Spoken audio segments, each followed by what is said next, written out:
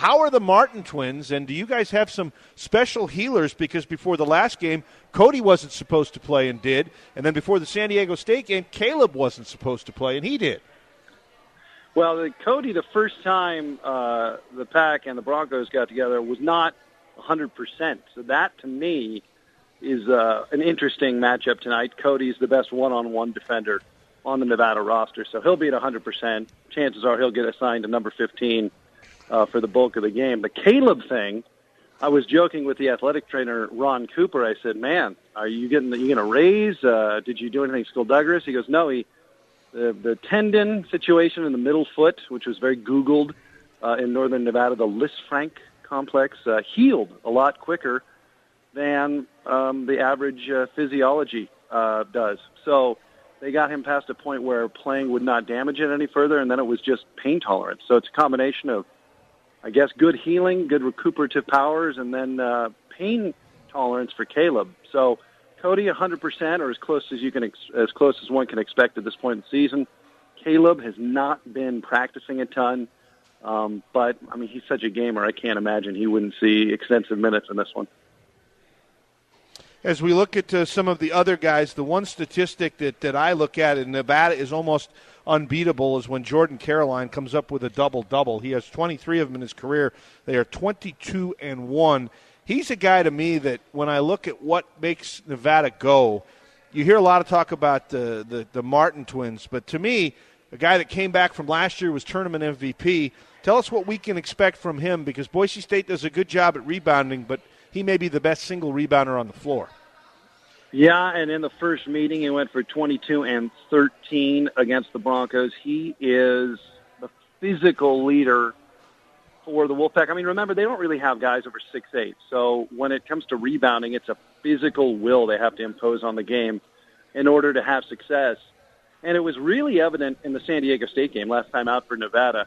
Caroline established himself physically against a longer team in the Aztecs, and by midway through the second half, it was almost like a boxing match. They just didn't want any part of Jordan Caroline's physical presence, especially down low. So that is really the key for Caroline. He's a physical player, and the one thing I have just been continually impressed by with Caroline is, as physical as his game is, he is very rarely in foul trouble. So I hope I haven't jinxed him, but he plays with a lot of physicality, but is not often plagued by fouls, and that has to do with the great control he has, and he's got great lateral quickness. He's a really unique player. At 6'7", plays much bigger. Kind of reminds me of Charles Barkley a little bit. It is like that. He can play down low. He can play facing the basket. I mean, it is a Barkley-esque kind of presence in the game.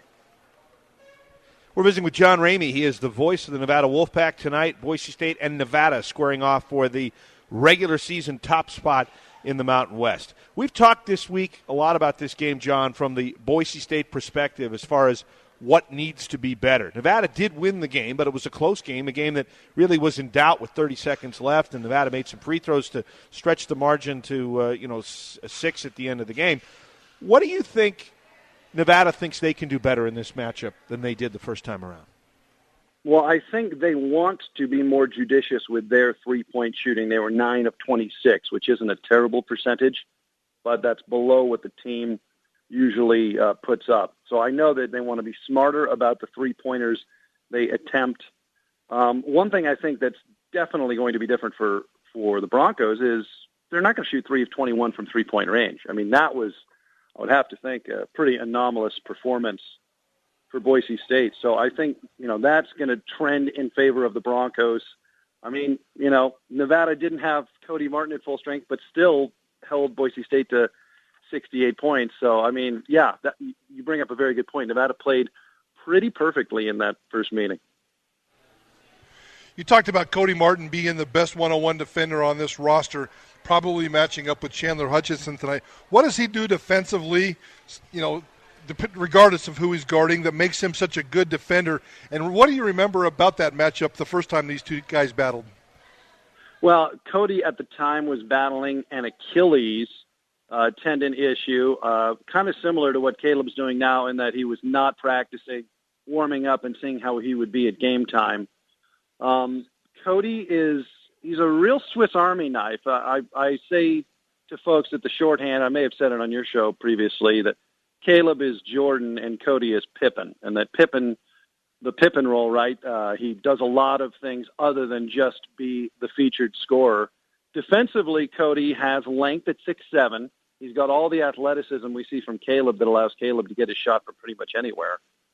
Cody has great lateral quickness, and he also has just a very he has an uncanny ability to not get drawn into the air on fakes compared to pretty much every other basketball player of his athletic caliber at any level. He has tremendous balance, and he plays with a discipline that is combined with a very high basketball IQ. I think one thing that Coach Eric Musselman has said about Cody and about the whole team is that the basketball IQ, that phrase we hear all the time, collectively is very high with this group, and he, as you would imagine, enjoys that quite a bit as a head coach.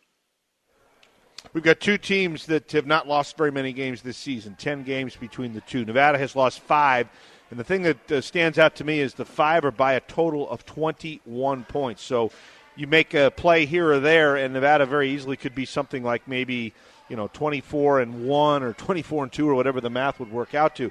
So, John, is there anything amongst those 5 losses, the 2 in conference, the 3 out, that maybe is similar? Slow starts, not at home. The kind of classic basketball scenarios in which the Pack found themselves in a hole early and had to dig themselves out and ran out of game. That certainly happened to the neutral site game against Texas Christian at Staples Center in Los Angeles. It happened in Las Vegas, neutral site against San Francisco right before Christmas. It's one of those things where good teams, even when they lose, are right in it. And that's why I think tonight's going to be just a tremendous game. I mean, if Nevada is able to summon the competitiveness and deal with the environment, and Caleb Martin can, be something close to what he was against San Diego State or better, I think it's just going to be a tremendous game. I mean, these are the great February conference games that makes everybody fall in love with the sport of college basketball this time every year. It's just going to be a ball. I can't wait. And, John, we'll leave you with this. What's the mindset heading into this game? I mean, Boise State kind of needs to win this one. It's a home game. They fall 2 back in the loss column if they don't get it done against Nevada. Probably need it more from an at-large standpoint. So how does Nevada look at this game?